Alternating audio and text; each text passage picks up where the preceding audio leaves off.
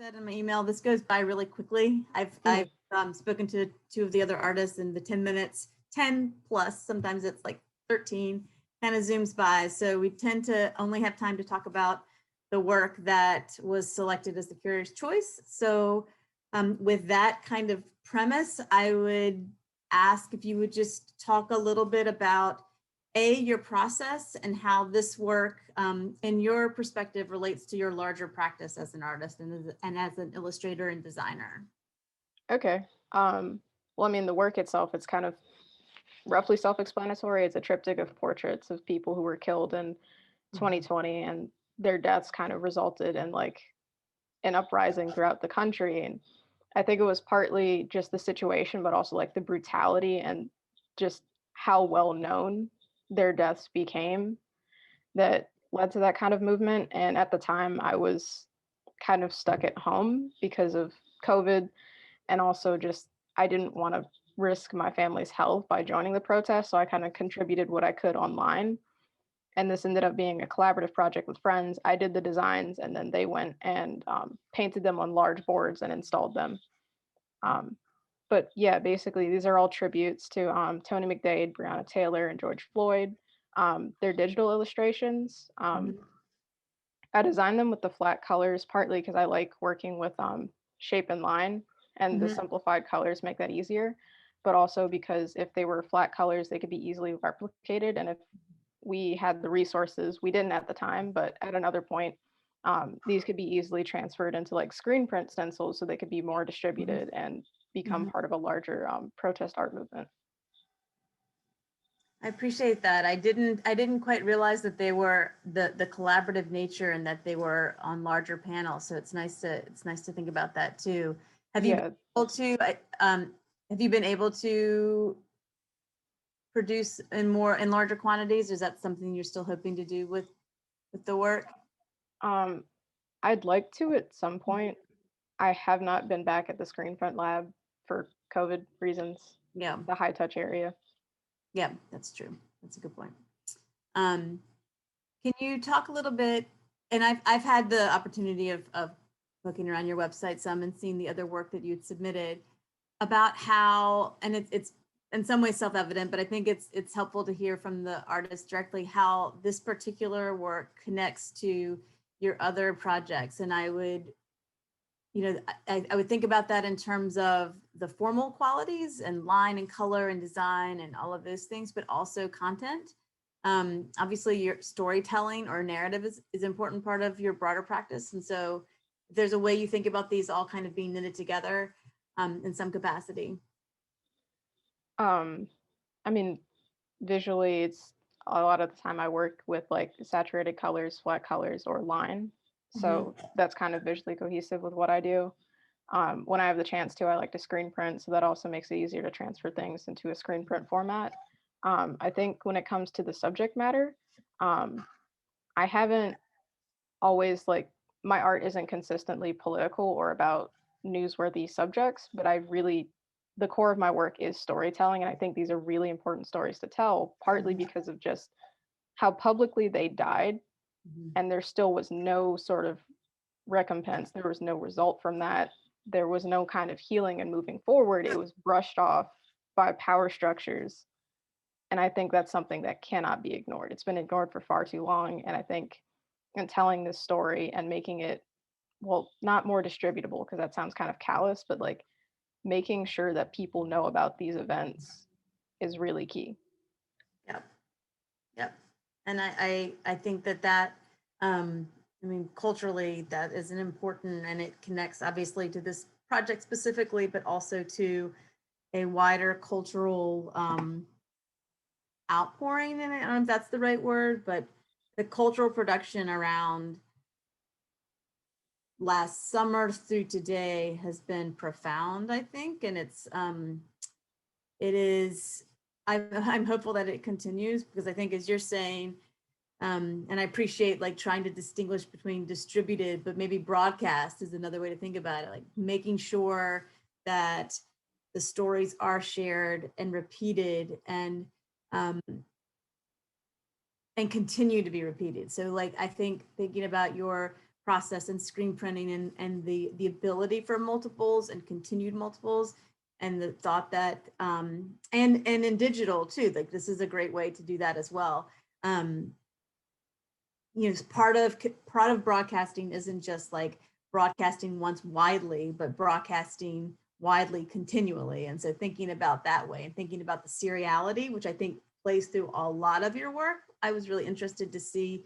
And I like that you sort of answered my sort of suggestion that narrative is important to you in some of your other projects, how the content can kind of come in and out, but there is this interesting loop that happens in your work. And I appreciated that. And I wonder if you wanted to also, because I think these are obviously really connected and really compelling, talk about the work that I selected, Rest in Power, and also the zine that you produced for this project, The Just Opposed.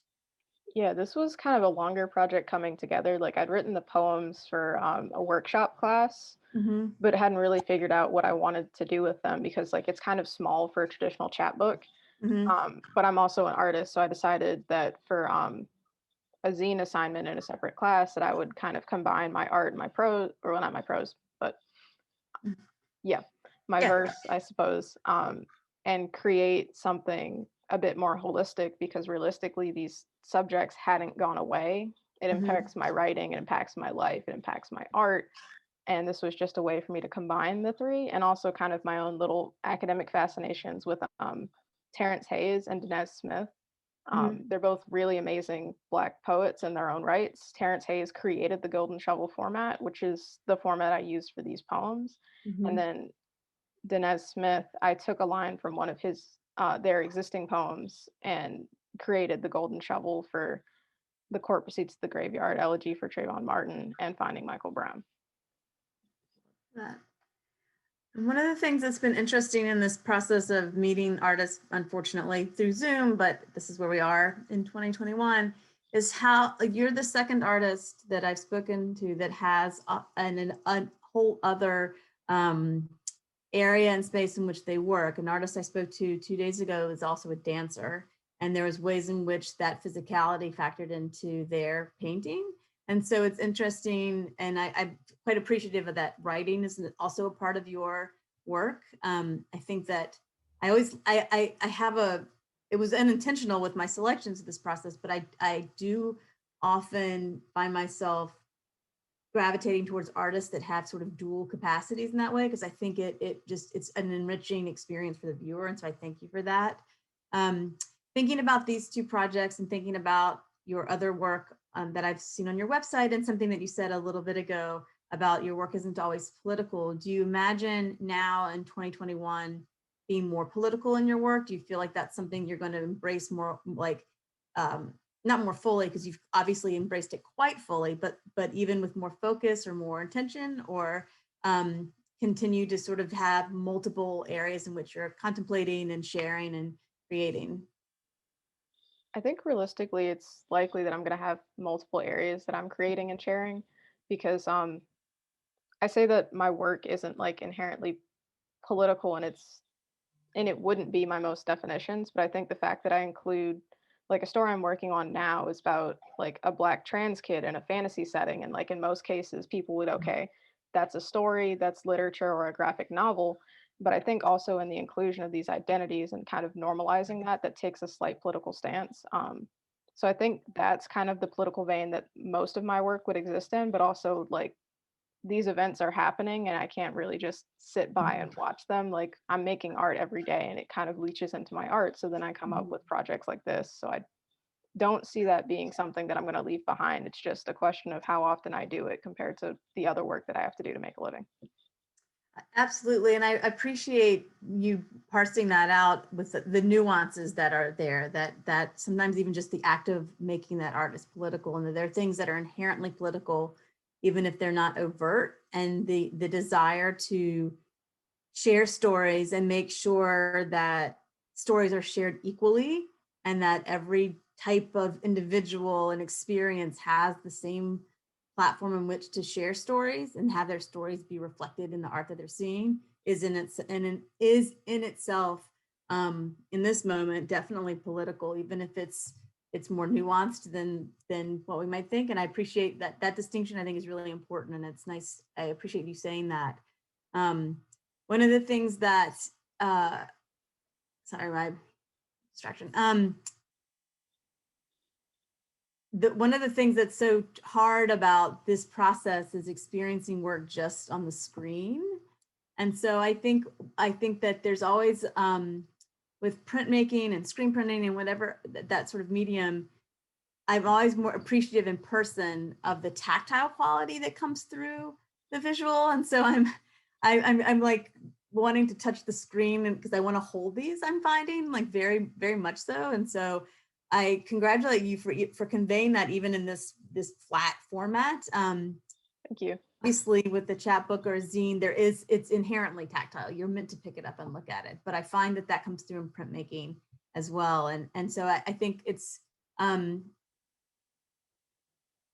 if you could, I'm trying to think what the question is, but I guess you in creating these types of works, you're inviting, I think, the audience in a way that's different than a more conventional painter or a portraiture or some of the more, like if you just close your eyes and imagine like the most straightforward sort of benign definition of fine art, like it's kind of a one-to-one, but there's something with your work and I think with graphic design and printmaking and the text that involves the audience in a way that's different. And I don't know if you think about that in some way or I kind of do.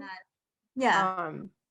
I don't know, like in high school, I went to a fine arts school. So like I've had training in like a lot of the observational and traditional aspects of it. Like I tried oil painting. I'm okay with like drawing and such.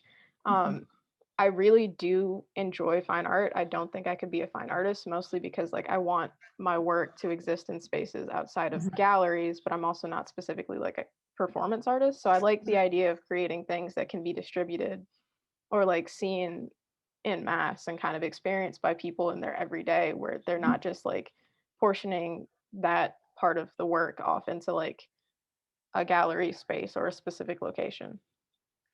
Yeah, and I think I've thought a lot about this, and I think on one hand, I would say that in 2021, fine art means all of this. I think that like there can be that, and I was sort of purposefully kind of defining a very narrow fine art, but I think at this point in our understanding of culture, it's all the things that are being produced by creatives, I would say, and it's the reception is maybe part of that.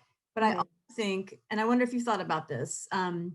If how COVID as an experience that we've all shared is changing the way work is disseminated and shared and broadcast. And I think it's going to be different when we come out. And I think it's especially interesting to think about artists who are working with printmaking and zine making and things that also have like a multiple as part of them. If you've thought about that at all, about how it might change how you're thinking about things, just change how you work going forward. I think it's definitely a very interesting change that COVID has done because the traditional fine art world has had to branch out away from like location-based things such as galleries. Like not that galleries don't have a space, they absolutely do, and they've been kind of front running and funding people to like get work in a more distributable manner. But I think it's going to be less location-based potentially, and that there's going to be more options for streaming and such. Like something that I've seen change specifically in like the illustration and comics industry that I'm trying to get into is that conventions have more audiovisual resources so they can stream and broadcast and interview people like we're interviewing right now. And I think that's change across the arts industry in general. And I think it's a great change. It makes things more accessible because galleries aren't always like accessible to the disabled or to people who can't afford to travel. So I think this is a really great opportunity, though it comes with obviously a really horrible disease. Yeah, I think you're totally right. And I think that I've tried to, when I'm able to, think about like there have to be some silver linings of this moment. Like there has to be something that we will learn from this. We're still in it. I think that the lessons from the racial justice movement are very clear. If not like, I say that they're clear. By that I mean like it's quite, I think it's apparent the work that still needs to be done and ways in which that work might be done. And And so I think COVID is this other half of that in some ways. And obviously there's points in which it's intertwined, but I think it's still less clear how we emerge from that or how we move past it or what are the obvious things we could do to move past it. But I think, so I try in those moments to be like, okay, there have to be those, there have to be things that we will be better because of having experienced this. And I think accessibility is definitely one of them. And I appreciate you sort of naming that. I'm looking at my clock and I think we've ventured into like the 14 or 15 minutes. I would love to talk further, but I'll be true to this time frame because it gives everyone sort of the same space. But I've truly appreciated getting to know your work and you a little bit, and hopefully in a few months we'll all be able to meet face to face, and I look forward to seeing what you produce next, and I thank you for taking some time to share with me. Absolutely. Thank you for this opportunity. I really appreciate the work that you guys have done with this show specifically, and also just in general at 1708. No, thank you. Thank you. It's, it's weird, but here we are. Yeah. I appreciate it. Nice to see you. Have a good day. You too.